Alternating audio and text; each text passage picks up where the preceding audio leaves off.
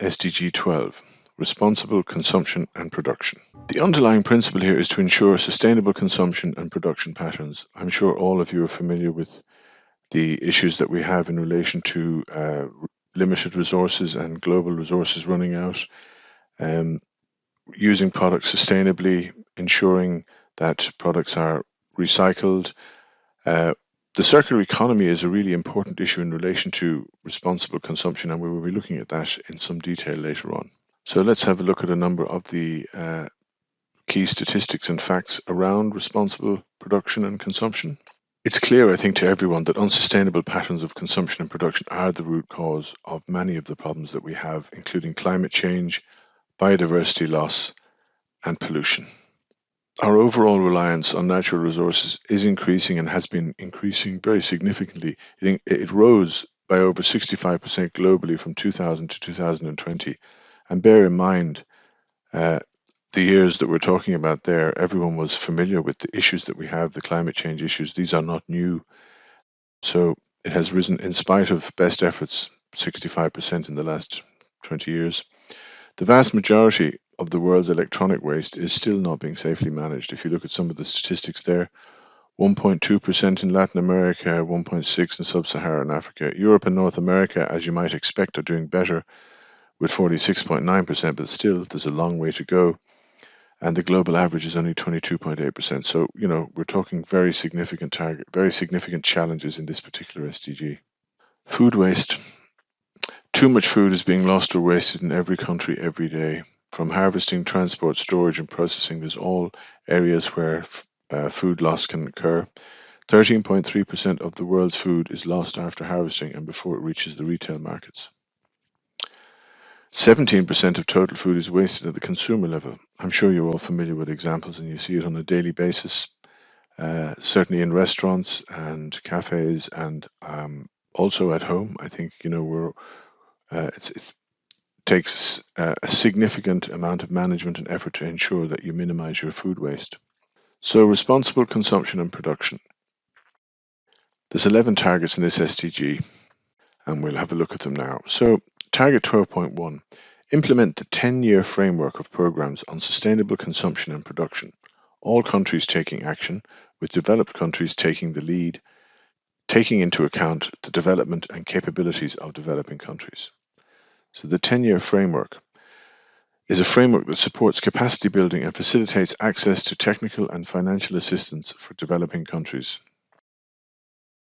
The indicator for this particular target is the number of countries developing, adopting, or implementing policy instruments aimed at supporting the shift to sustainable consumption.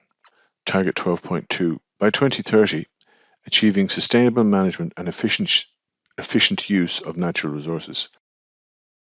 Clearly, that's a very important target, and I think we can see that reflected nationally as well in much of the recent legislation that was passed, particularly the recent Circular Economy Act. Our increase in the consumption of natural resources has gone from 27 billion tonnes in 1970 to 92 billion tonnes in 2017. And I think we discussed earlier Overshoot Day, and just for any of you who don't remember, Earth Overshoot Day this year was the 28th of July.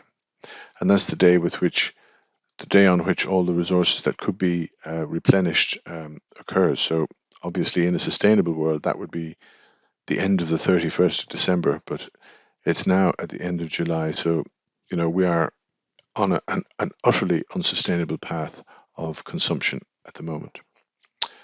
The indicator for this particular target, 12.2.1, material footprints per capita, and material footprints per GDP. There are ways of looking at how we might monitor this.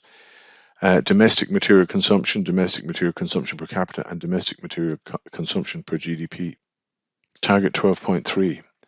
By 2030, halve per capita global food waste at the retail and consumer levels and reduce food losses along production and supply chains, including post-harvest losses.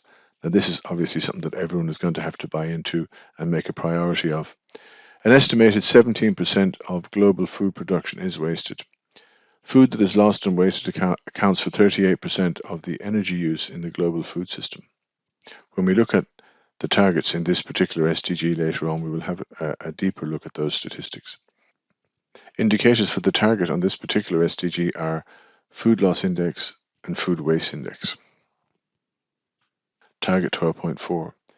By 2020, achieve the environmentally sound management of chemicals and all waste throughout their life cycle, in accordance with agreed international frameworks, and significantly reduce their release to air, water and soil to minimize their adverse impacts on human health and the environment.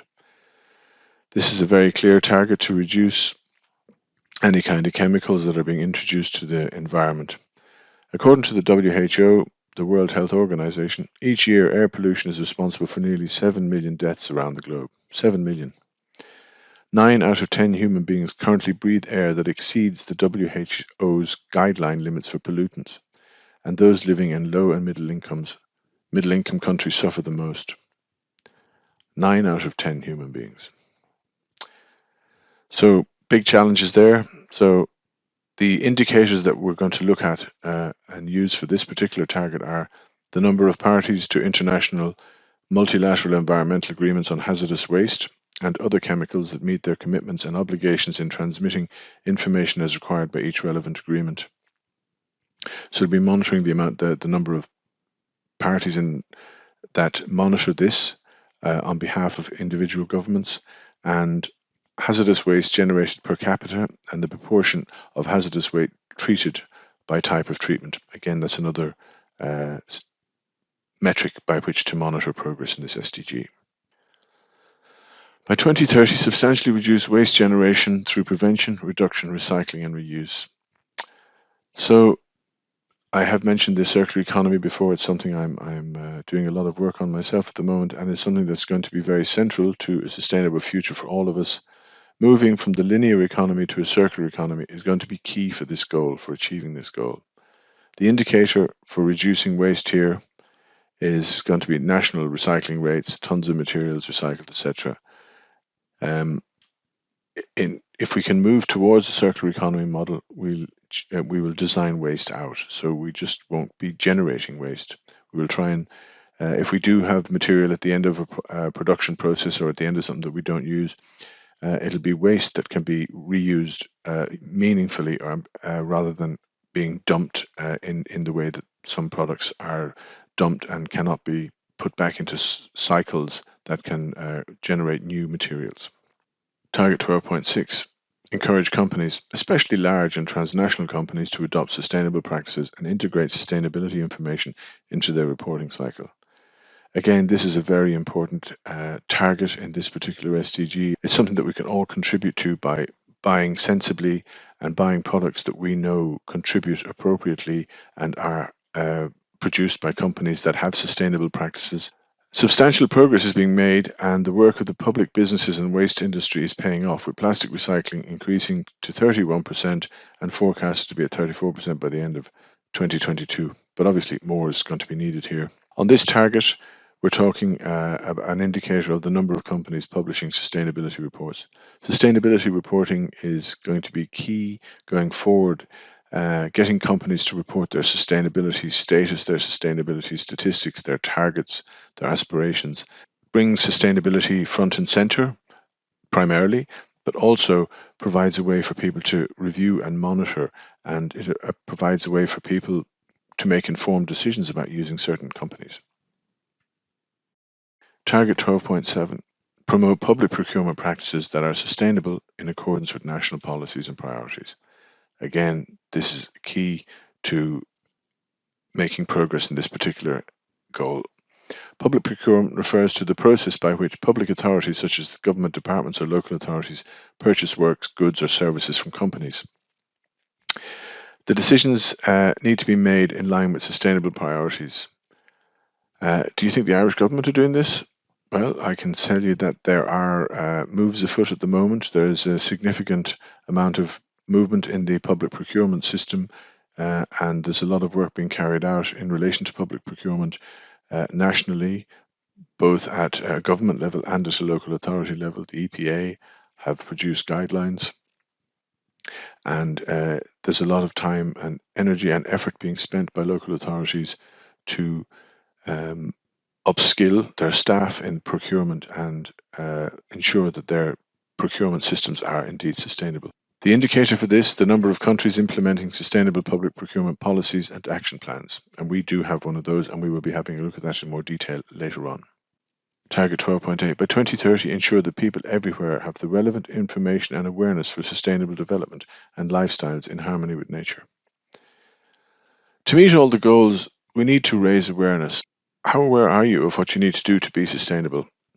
I'm sure some of you have your ideas, have good ideas, and I'm sure everyone has some ideas of what they might do, but hopefully after doing this course, you will have a wider range of ideas of things you might be able to do, and a greater awareness, hopefully, of the things that are being done globally and nationally in relation to sustainability. And hopefully you will have a better understanding of how these systems are working, and you will have more knowledge in relation to where these activities are happening and what organizations you can either work with or subscribe to that will promote sustainability and sustainable development in the Irish context.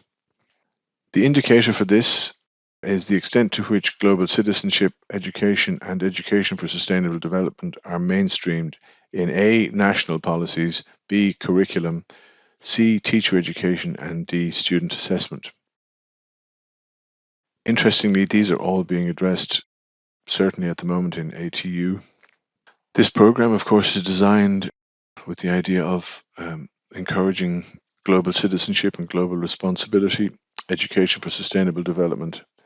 Target 12A, support developing countries to strengthen their scientific and technological capacity to move towards more sustainable consumption and production patterns. It's unfair to expect developing countries to make changes without support in funding and technology.